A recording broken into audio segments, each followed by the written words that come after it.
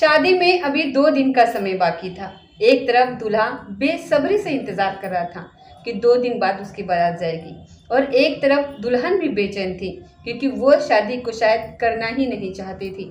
इसलिए उसने एक प्लान बनाया कि क्यों ना दूल्हे के पैर तोड़ दी जाए, टांगें तोड़ दी जाए। यदि टांगें तोड़ दी जाएंगी तो शादी की तारीख भी आगे बढ़ जाएगी। कुछ ऐसा ही प्लान था उसका। प्रेमी से वो ये बात कहती है।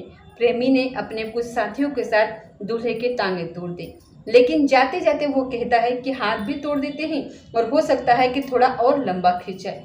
लेकिन जब मारने पर आते हैं तो वो कुछ इस कदर मारना शुरू कर देते हैं कि उसके शरीर में दूल्हे के लगभग 12 से 15 फ्रैक्चर आ जाते हैं।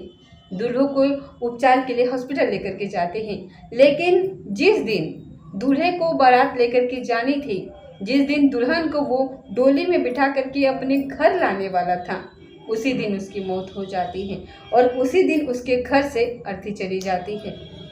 जब एक घटनाक्रम होता है तो परिवार वालों का रो रो कर बुरा हाल हो जाता है। जब पूरे घटनाक्रम की कहानी सोशल मीडिया, अखबार और न्यूज़ चैनल के माध्यम से लोगों को पता चलती है तो लोगों को यकीन नहीं हो रहा था कि आखिरकार इन महिलाओं को, इन औरतों को क्या हो रहा है। कभी मेरठ, कभी औरैया, कभी कहीं तो कभी कहीं। इस तरीके की घटनाएं लगातार सुनने को और देखने को मिल रही हैं। नमस्कार, स्वागत है आपका हमारे चैनल पर। आज की जो सच्ची घटना मैं आपको सुनाने जा रही हूँ, ये सच्ची घटना है हरियाणा प्रदेश का एक जिला लगता है फरीदाबाद, और फरीदाबाद का ही एक इलाका लगता है बल्लभगढ़। सदर थाना क्षेत्र का एक इलाका लगता है IMP गोलचक्कर। दरअसल एक लड़का जिसकी 2 दिन के बाद बारात जाने वाली थी, वो बल्लभगढ़ से खरीदारी करके अपने घर वापस आ रहा था, और जैसे ही IMP गोल चक्कर के पास वो पहुंचता है, क्योंकि वो बड़ी एक खुशनुमा माहौल में था, बड़े ही धीरे धीरे आराम से वो गाड़ी चला रहा था। अचानक ही उसके गाड़ी के सामने एक और गाड़ी आकर के रुक जाती है, और जैसे ही गाड़ी आकर के रुकती है वो लड़का रास्ता रोक लेता है। इंतजार कर रहा था कि गाड़ी हटाएंगे तो वो आराम से निकल जाएगा, लेकिन उन्होंने गाड़ी हटाई नहीं। उस गाड़ी में से कई लोग निकलते हैं। किसी के हाथ में बेसबॉल था, किसी के हाथ में डंडा था, और किसी के हाथ में लाठी, और किसी के हाथ में कुछ अन्य हथियार थे। अब ऐसे ही उतरते ही सबसे पहले उन्होंने उस अकेले लड़के को, गाड़ी में जो बैठा हुआ था, उसको रोकते हैं, और रोकने के बाद कहते हैं कि बाहर निकल। जब वो बाहर नहीं निकलता है तो उसके गाड़ी पर भी वो हमला कर देते हैं। अचानक ही वो लड़का गाड़ी से बाहर निकलता है, और बाहर निकलने के बाद उसके साथ वो लोग मारपीट जैसी घटना को अंजाम देना शुरू कर देते हैं।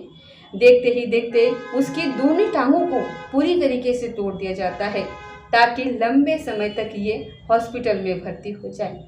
जबकि वो चीख चीख करके कह रहा था कि भैया मेरी गलती क्या है, मैंने तो कुछ भी नहीं करा है और मैं तो चुपचाप आराम से जा रहा था।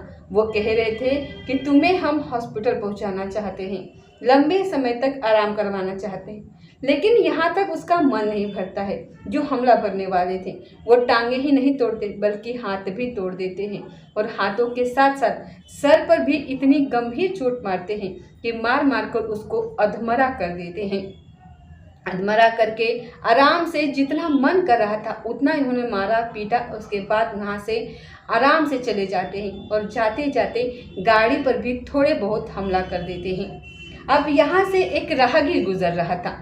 राहगीर ने उन लोगों को भागते हुए देखा, साथ में गाड़ी देखी, और गाड़ी के पास में एक लड़का है जो गंभीर हालत में पड़ा हुआ था, करहा रहा था, रो रहा था, चीख रहा था।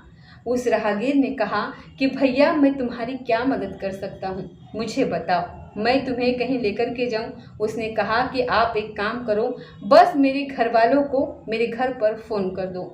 और ये उसके पास मोबाइल रहा। मोबाइल उस लड़के के पास था। जब घर वालों को फ़ोन किया जाता है, बताया जाता है कि तुम्हारा बेटा गंभीर हालत में यहाँ पर पड़ा हुआ है, कुछ लोगों ने उस पर जानलेवा हमला कर दिया है, अब जब आप लोग जितने जल्दी हो सके यहाँ पर मौके पर पहुँच जाइए, नहीं तो कुछ भी हो सकता है। परिवार वालों को जैसे ही सूचना मिलती है, परिवार वालों का भी रो रो कर बुरा हाल हो जाता है। वो जिस हालत में थे, दौड़ते हुए भागते हुए आखिरकार अपने बेटे के पास पहुंचते हैं।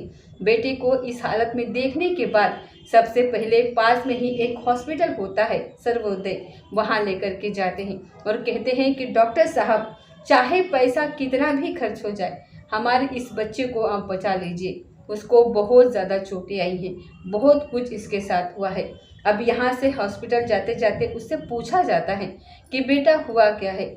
ना तो वो हाथ हिला सकता है, ना पैर हिला सकता है, ना गर्दन हिला सकता है, लेकिन जो भी थोड़ा बहुत बोल रहा था, उसने अपने पिता को जो भी किस्सा कहानी सुनाई, जो भी उसके साथ हुआ था, उसने बताया था कि पिताजी वो बता रहे थे मारने वाले कि तुम्हारी जो पत्नी है नेहा, जिससे तुम्हारी शादी होने वाली है, उसी ने ही देखो ये फ़ोटो भेजा है और हम तुम्हें पीटने के लिए, तुम्हारी टांगें तोड़ने के लिए आए हैं। शादी करने के लिए तुमसे मना किया था, लेकिन फिर भी तुमने शादी कर रहे हो। ये सब वो जानकारी देते हैं। असल में यहाँ पर जब हॉस्पिटल में इलाज शुरू होता है तो डॉक्टर कहते हैं कि हालत बहुत ज़्यादा गंभीर है, इसको आप हायर मेडिकल सेंटर लेकर के चले जाओ। अब घर वालों ने, परिवार वालों ने कहा कि ठीक है, इसको ठीक करना है, इसको बचाना है और आगे की ज़िंदगी भी इसको अच्छे से जीनी है। जो भी हुआ है उसको ख़त्म करने की कोशिश करेंगे। लेकिन स्कोट्स हॉस्पिटल जो होता है, परिवार वाले वहाँ जाकर के इसको एडमिट करा देते हैं, इलाज शुरू हो जाता है। अब जो पिता होते हैं इस लड़के के, जिसका नाम प्रेमचंद होता है और लड़के का नाम गौरव तेवतिया होता है, उम्र उसकी लगभग 24 साल के आसपास होती है। गांव उसका सोतई होता है, जो कि बीपीटीपी एरिया में एक स्कूल होता है। उस स्कूल में वो पीटीआई यानी कि जो टीचर होते हैं, योगा जो कराते हैं और बच्चों को शारीरिक जो शिक्षा देते हैं, उसके बारे में वो जानकारी देता था, पढ़ाता था। वो टीचर होता था। अब टीचर के साथ इतनी मारपीट किसने की? पिता ने जो भी कुछ कहानी अपने बेटे से समझी थी, उस कहानी को जाकर के नज़दीकी पुलिस स्टेशन में जो होता है, वहाँ पर बल्लभगढ़ का पुलिस स्टेशन थाना सदर जो होता है, वहाँ जाकर के पूरी कहानी बताई कि मेरे बेटे के साथ कुछ ज़्यादा ही मारपीट की गई है, जबकि उनके बेटे की 2 दिन के बाद शादी होने वाली थी। दरअसल गौरव की शादी अलीगढ़ की रहने वाली एक लड़की होती है नेहा, जो कि फिलहाल बल्लभगढ़ की प्रथा कॉलोनी में वो रहती थी। उससे इसकी शादी तय हुई थी। जब शादी तय हो जाती है तो लड़का और लड़की एक दूसरे को देखते हैं और देखते ही एक दूसरे को पसंद कर लेते हैं। लड़की भी देखने में एकदम अच्छी और खूबसूरत होती है, लड़का भी देखने में कम हैंडसम नहीं होता है। दोनों की बातचीत जब ठीक ठाक शुरू होती है तो उसके बाद फिर दोनों एक दूसरे को पसंद कर लेते हैं। लेकिन 28 मार्च 2025 को ये लड़का जब अपने स्कूल में पढ़ाने के लिए जा रहा था तो किसी ने रास्ता रोका और रास्ता रोकने के बाद कहा कि वहाँ शादी मत करना, मत तो जान से मार दिए जाओगे। उस लड़के ने इस बात को बहुत गंभीरता से नहीं लिया, अपने परिवार के हर सदस्य को बताया और परिवार के लोगों ने कहा कि हमें बीपीटीपी जाकर के थाने में ये बता देना चाहिए। ये बीपीटीपी जो थाना क्षेत्र का जो थाना लगता है, वहाँ पर कुछ इस तरीके से धमकी वगैरह इनको दी गई थी।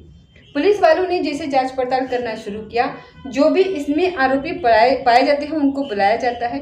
लेकिन वो जो आरोपी होते हैं वो हाथ जोड़ के कहते हैं कि साहब बस ऐसे जज्बात में आकर के बोल दिया था, मेरा इस लड़की से कई साल पहले से अफेयर चल रहा था, मैं इसे शादी करना चाहता था, इसीलिए ऐसा बोल दिया है, अब ऐसी कोई बात नहीं होगी। अब दोनों परिवार, लड़का और लड़की वाले के परिवार बैठ करके रजामंदी होती है और जो बीच में आया था उसको भी रास्ते से हटा देते हैं, वो हट जाता है, सब कुछ एकदम नॉर्मल हो जाता है। शादी की तैयारी शुरू हो जाती है और एक तारीख तय करते हैं 15 अप्रैल 2025 कि इस तारीख को हम सगाई लेकर के आएंगे, लगन होगी और सगाई के बाद ये सब कुछ जो भी अपना जो लेना देना एक सब कुछ होता है वो सब कुछ चल रहा था। और इसी बीच में जब लड़के की माँ लड़की के पास जाती है, लड़के देखने में तो बहुत ही खूबसूरत होती है और साथ में खुश भी होती है, लेकिन लड़की की माँ को एक डाउट था कि कहीं ऐसा ना हो कि जिसने धमकी दी है उसको कहीं उसके लड़के को कहीं नुकसान ना पहुँचा दे। वो जाकर के लड़की से कहती है कि अगर बेटा कोई बात है मन में, अगर कोई ऐसी बात है, कोई ज़बरदस्ती या फिर दबाव बना करके तुमसे शादी करने की बात की जा रही है तो मत करना। वो लड़की कहती है कि नहीं मम्मी जी, ऐसी कोई बात नहीं है, आपको शायद कोई गलत फहमी हुई है। माँ को वहाँ पर तसल्ली हो जाती है, माँ खुश हो जाती है, अपने बेटी को पुचकारती है और कहती है कि तुमने अच्छी ढूंढी है, सब कुछ एकदम ठीक चल रहा था। लेकिन जो 17 तारीख को होता है, 17 तारीख के दोपहर 1 बजे के आसपास जो होता है, उससे लड़के की हालत लगातार बिगड़ रही थी। और जैसे जैसे वक्त आगे बढ़ रहा था, 17, 18, 19 तारीख को बारात जानी होती है, लेकिन लड़के की हालत और ज़्यादा बिगड़ जाती है। और 19 अप्रैल 2025 की रात लगभग 2 बजे के आसपास का वो वक्त था जब 19 और 20 अप्रैल की रात थी, तो उस लड़के ने दम तोड़ दिया। और इसी रात उसकी बारात जानी थी और बारात में अपने दुल्हन को बैठा करके हमेशा के लिए अपने साथ लेकर के आने वाला था। कस्में, वादे, धर्म ये सब निभाने की वो कोशिश करता, लेकिन उससे पहले ही वो मर जाता। उसकी मौत की खबर जब परिवार वालों तक पहुंचती है तो परिवार वालों का रो रो कर बुरा हाल हो जाता है। परिवार वालों ने जब शिकायत दर्ज करवाई तो ये भी बात सामने आती है कि लड़की ने माँ बाप के मोबाइल से फोटोग्राफ दिए थे और फोटोग्राफ लेने के बाद वो अपने प्रेमी को भेजती है और प्रेमी को भेजने के बाद कहती है कि इसकी टांगें तोड़ देना, अगर टांगें टूट जाएंगी तो इस जो शादी की तारीख है वो आगे बढ़ जाएगी। ये भी आरोप लड़की पर लगता है और ये भी आरोप लगता है कि जो लड़की का प्रेमी है उसको कोई नहीं जानता, या तो लड़की जानती है या फिर लड़की के परिवार वाले जानते हैं। हमसे तो इसका कोई मतलब नहीं था, लेकिन हमारे बेटे का नंबर भी उसके पास पहुंच जाता है, उसका स्कूल का एड्रेस भी पहुंच जाता है और जो सगाई समारोह के फोटोग्राफ होते हैं वो भी पहुंच जाते हैं। इन्हें पहुंचाने वाला कौन होगा? प्रेमिका के अलावा कोई दूसरा पहुंचा नहीं सकता। अब एफआईआर यहाँ पर दर्ज की जाती है, लेकिन जो प्रेमिका है यानी कि जो दुल्हन बनने वाली थी नेहा, वो क्राइम सक्सेस जरूर है, लेकिन पुलिस इस मामले की जांच पड़ताल अभी कर रही है। और साथ ही जो सौरभ नागर है जिसमें इसने मारपीट की है, जो प्रेमी है, जो बित्ती गांव का रहने वाला है, उसका एक साथी जो सोनू है, जो घिरोटा बाकवट का रहने वाला है, काफ़ी समय से वो अपने गांव में ही रह रहा था। इन्होंने मिलकर हमला किया था और ये बताया जाता है कि हमला करने वालों में 5 लोग शामिल थे और 5 के खिलाफ ही एफआईआर दर्ज की जाती है। पुलिस इस मामले की जांच पड़ताल कर रही है। जांच पड़ताल में यदि प्रेमिका का नाम भी सामने आता है तो प्रेमिका भी इस मामले में उतनी ही दोषी मिलेगी जितना प्रेमी था। प्रेमिका जो क्या दुल्हन बनने वाली थी, यदि वो भी दोषी होगी तो उसके बाद फिर प्रेमिका की ज़िंदगी बद से बदतर होना तो तय है, क्योंकि जो सौरभ नागर है जिसने हमला किया है प्रेमी ने, वो पहले से ही शादीशुदा बताया जाता है। पिछले 4 साल से दोनों का प्रेम संबंध चल रहा है, लेकिन लड़की वालों ने कहा कि वो सब कुछ खत्म हो चुका है। अब आगे की ज़िंदगी शायद उसकी प्रेमी की सलाखों के पीछे ही गुजरेगी। यदि प्रेमिका या ये कह सकते हैं कि दुल्हन अगर सलाखों के पीछे नहीं भी गई तो भी शायद उससे शादी अब कौन करेगा, क्योंकि उसके माथे पर एक कत्ल का जो कलंक लग चुका है वो कहीं में अपने आप में बहुत सोचने वाली बात है, बहुत ही परेशान करने वाली बात है। दोस्तों, अगर प्रेमिका इसमें दोषी पाई जाती है तो प्रेमिका जेल के अंदर जाएगी। अगर दोषी नहीं भी पाई जाती है तो भी यहाँ पर यही कहलाएगा कि इस लड़की से किसी की शादी हुई थी और इसके प्रेमी ने इसके पति को जो है कि जान से मरवा दिया। तो ये जो खबरें हैं चारों तरफ वायरल हो चुकी हैं, तो अब इस लड़की की ज़िंदगी है जो बद से बदतर होना तय है। तो दोस्तों, ये थी आज की सच्ची घटना। मिलते हैं अगले किसी और घटना के साथ, तब तक जय हिंद, जय भारत।